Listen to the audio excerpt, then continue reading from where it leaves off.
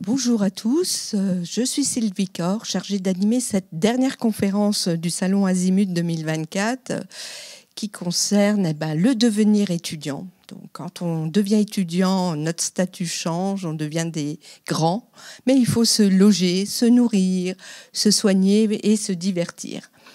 Pour animer cette conférence avec moi, je reçois à ma gauche Flore Bourrumeau, donc, qui fait partie de la Fédération étudiante de Brest. À ma droite, je reçois Juliette Balgorn, responsable à la CAF du Finistère. Dans un premier temps, quand on change, on devient étudiant, il va falloir se loger. Quand on n'est pas brestois, c'est compliqué apparemment de se loger à Brest. Mais avant de se loger, il y a aussi toutes des démarches concernant les démarches administratives concernant le logement. Je vous laisse la parole. Bonjour à tous. Alors, je me présente, Juliette Balgorn. Je suis responsable de l'accueil de la CAF sur le site de Brest. Effectivement, le logement est au cœur de la préoccupation des étudiants et de leurs parents. Donc, l'aide de logement vient en soutien à ces charges locatives et peut améliorer le quotidien des étudiants. Alors, dans les recherches de logement, ce que l'on vous conseille, c'est dans un premier temps de consulter le site caf.fr où vous trouverez toutes les informations nécessaires des aides pour les étudiants. Vous trouverez également la simulation à l'aide au logement. Première étape, faire la simulation, ce qui va estimer le droit au logement auquel vous pouvez prétendre.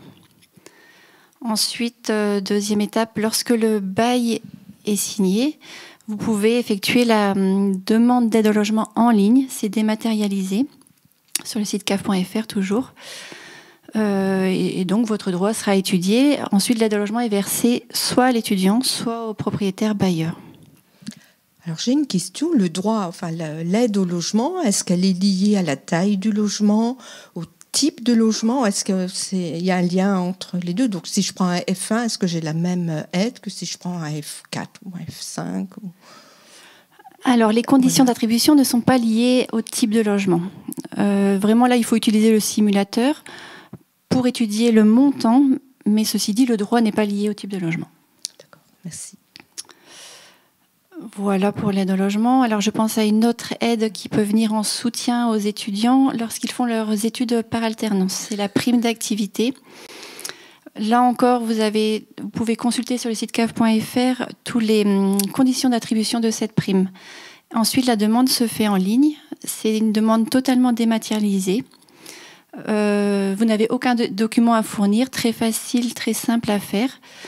Il faut en connaître les conditions, comme par exemple avoir déjà 3 mois de salaire, avoir déjà eu 3 mois de revenus avant de faire votre demande en ligne.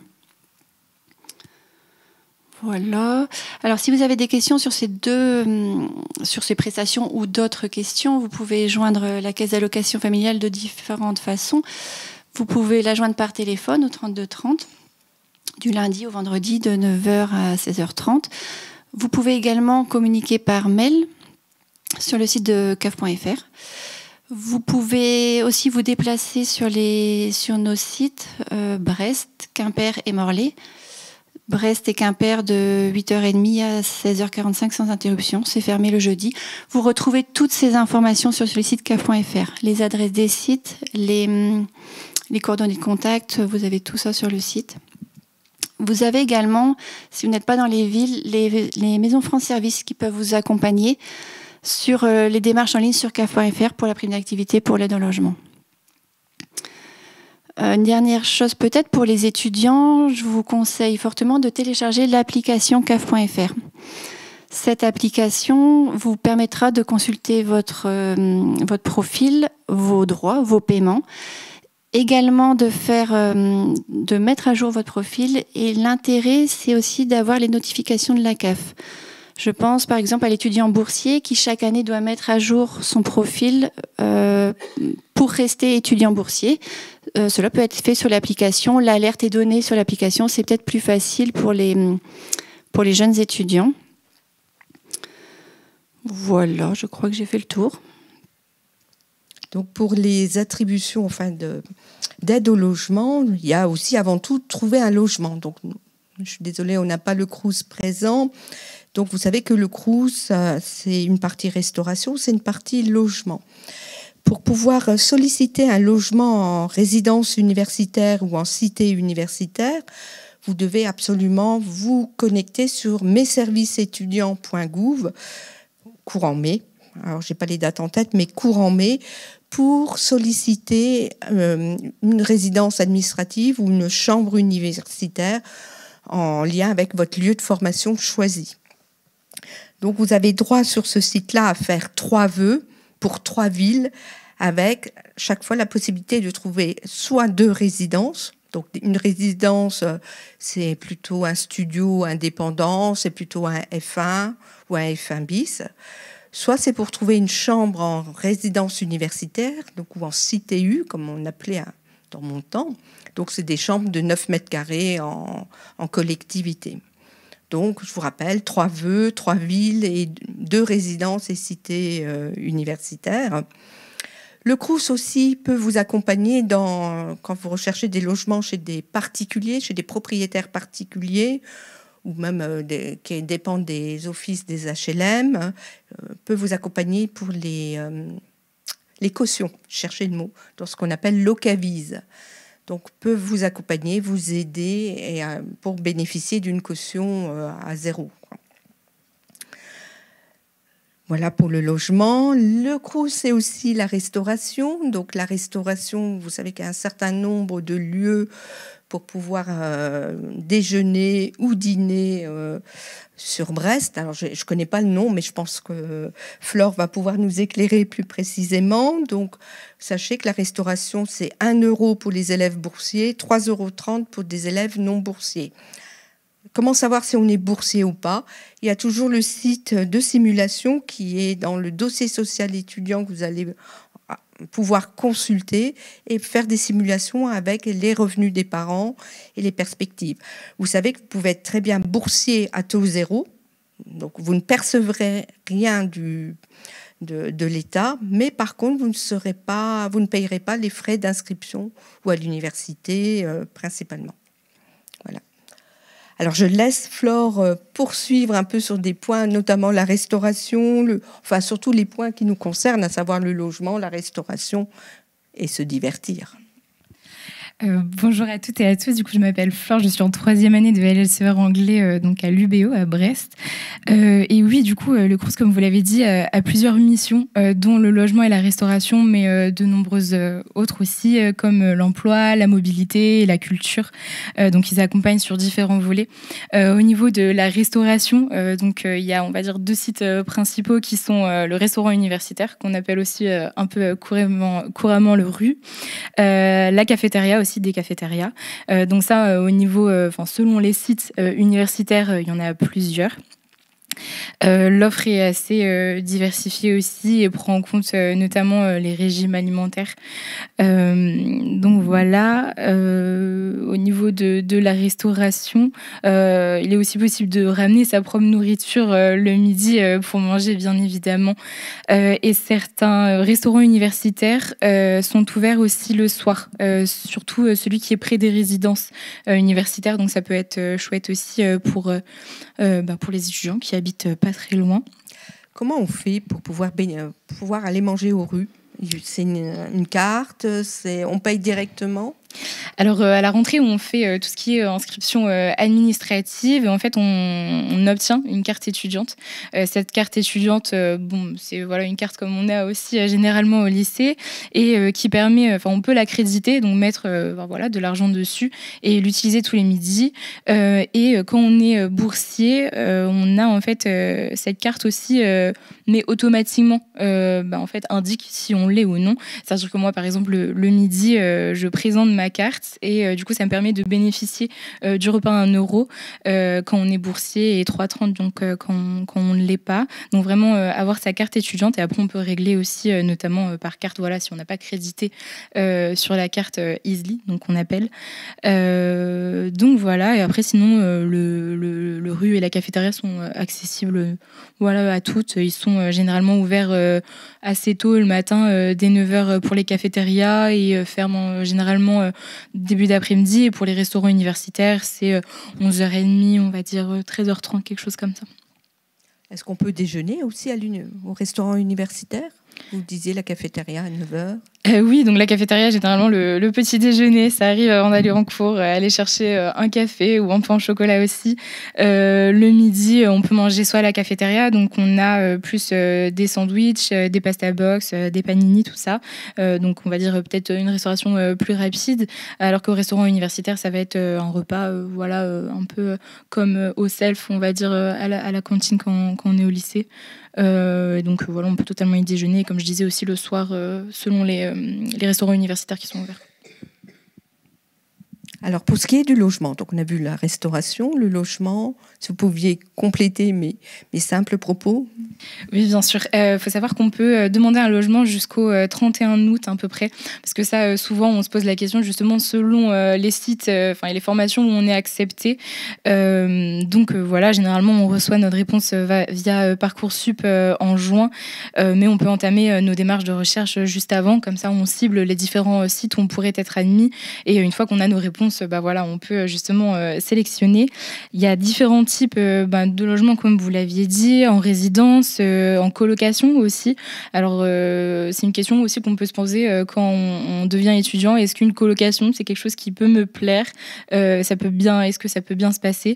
Comment trouver des colocations? Alors, souvent, il y a des annonces en ligne de particuliers, des colocataires aussi qui ont un départ et donc qui recherchent, qui ont des chambres de libre et qui recherchent de nouveaux colocataires.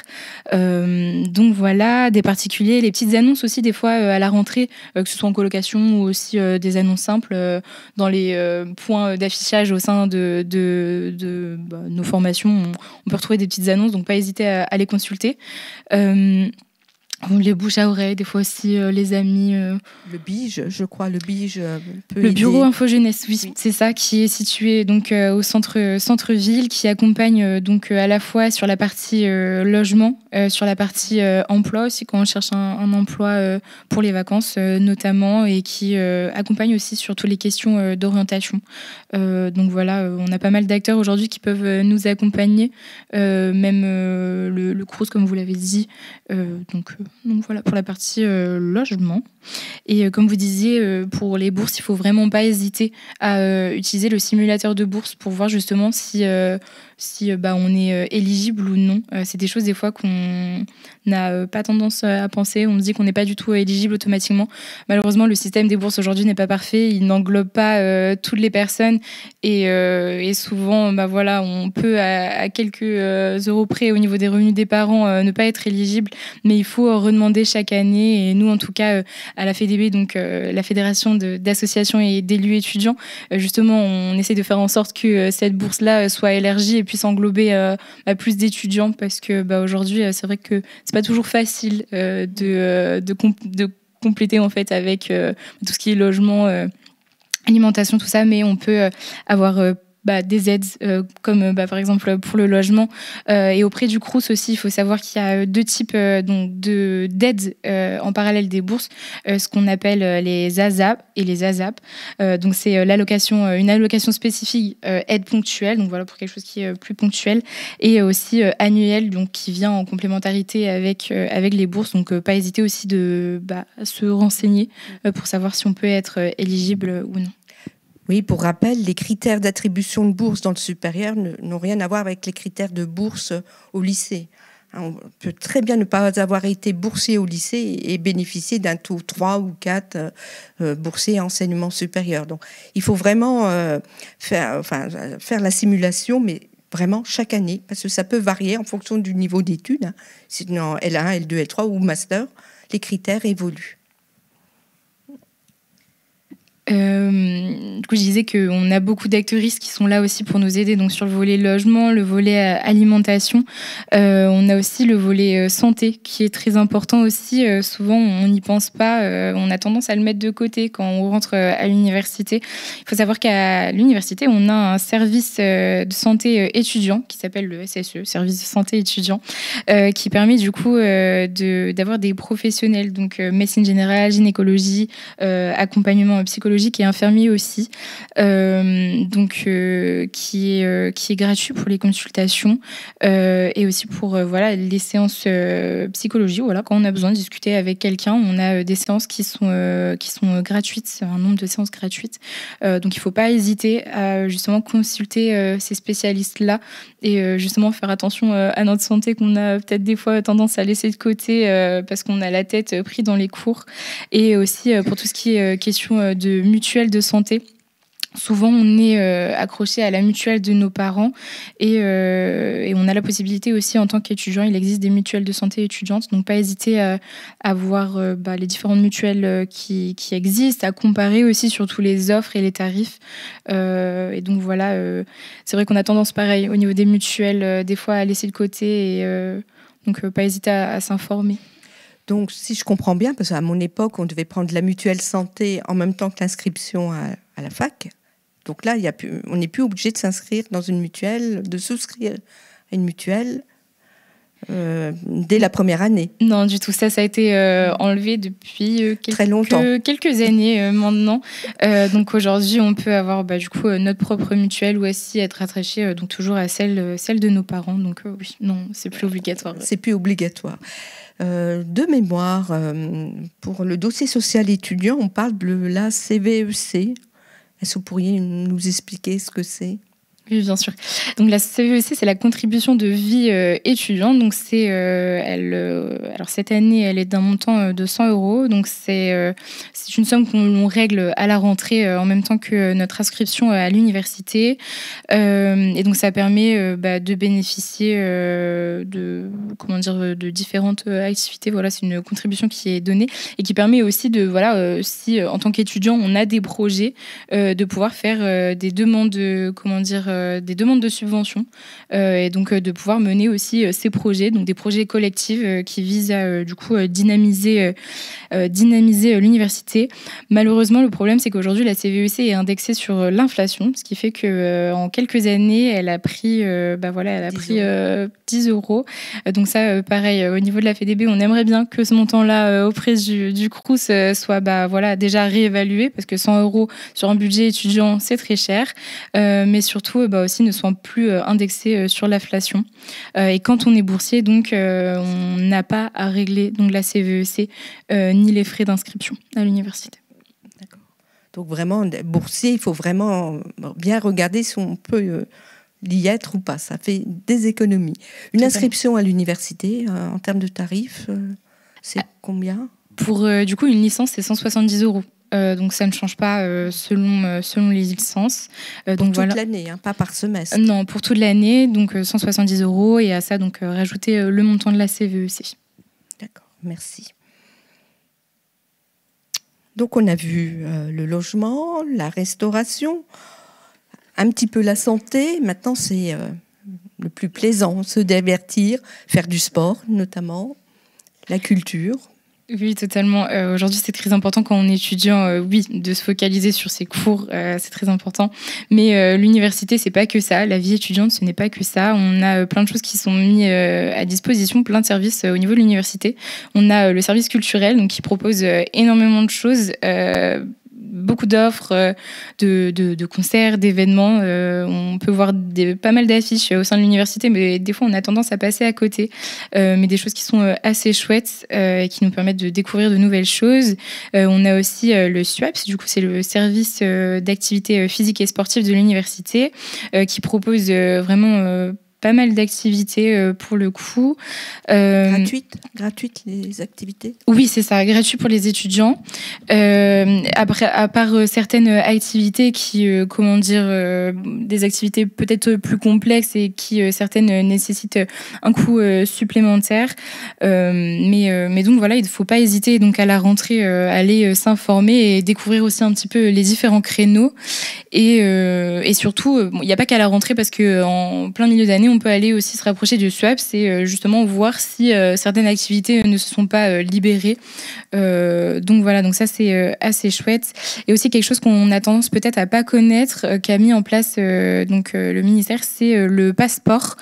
Le passeport, c'est en fait un montant, on est éligible en tant qu'étudiant, donc on perçoit 50 € et on peut justement s'inscrire par exemple dans un club et bénéficier en fait d'une activité en pratique libre, donc hors universitaire aussi, parce que voilà, le sport se pratique à la fois à l'université mais aussi en pratique libre ou dans un club. Donc voilà, il faut pas hésiter non plus à voir ça.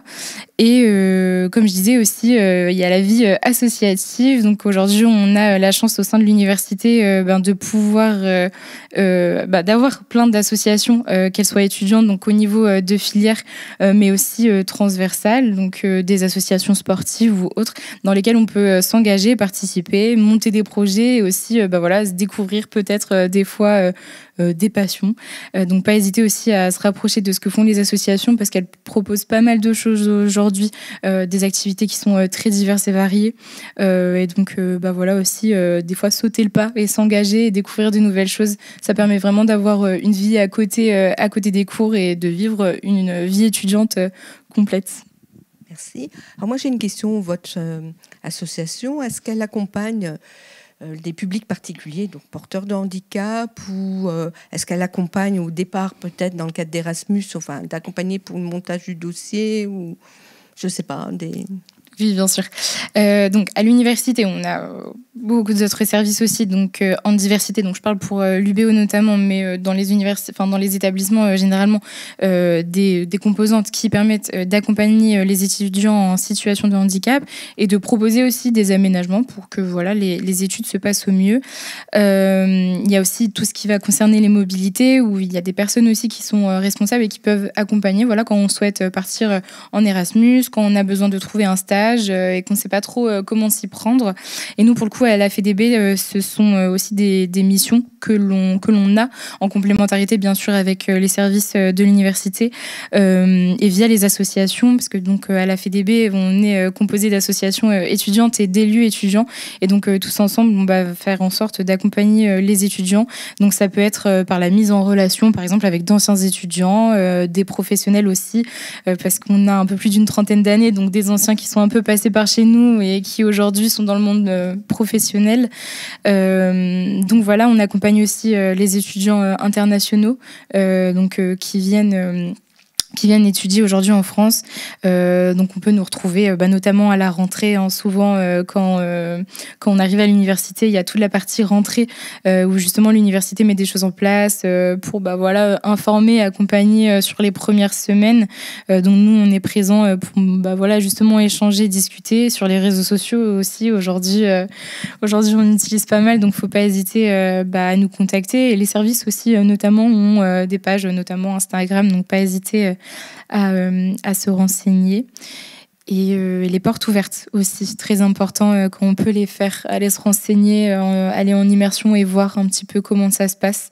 Je pense que c'est quelque chose de très important. Donc l'étudiant qui arrive à l'université de Brest n'est pas perdu? Non, normalement, le plus compliqué, on va dire, c'est justement d'analyser tous les différents organismes qui peuvent nous aider. Mais aujourd'hui, on a, on va dire, la chance justement d'avoir un certain accompagnement qui peut être perfectible, mais qui nous aide justement à faire la transition entre le secondaire et le supérieur. Bien, merci.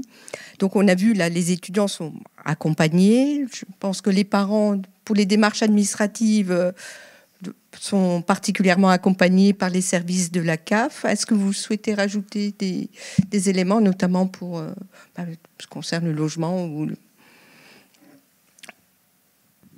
Non, sauf si vous avez des questions. Voilà. Alors, attendez, j'arrive. Sans tomber.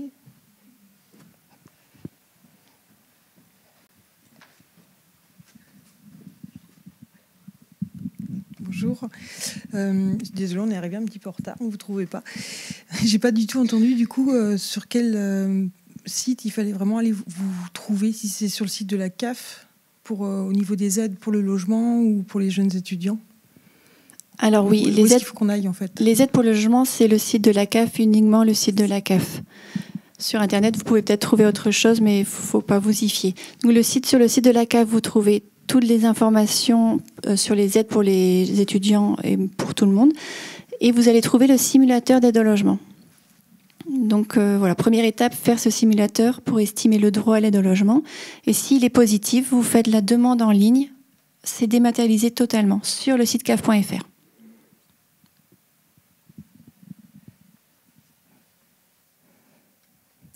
Est-ce qu'il y a d'autres questions concernant le logement, la restauration, les démarches diverses concernant ce passage à l'enseignement supérieur? Non, tout est bon? Bon, alors n'hésitez pas à rencontrer ces personnes sur les sites. Donc, la CAF est présente sur le site d'Azimut? Oui, bien sûr, chaque année. Et la fédération? Alors nous, malheureusement, on n'a pas de stand, mais par contre, vous pouvez retrouver généralement sur les différentes filières des étudiants associatifs qui présentent actuellement leur filière. Ils ont généralement des pulls d'association avec des logos, tout ça, donc pas hésiter à demander, on va dire qu'on est ici et là. Ok, je vous remercie. En tout cas, merci d'avoir participé à cette conférence et je vous souhaite une bonne fin de visite d'Azimut.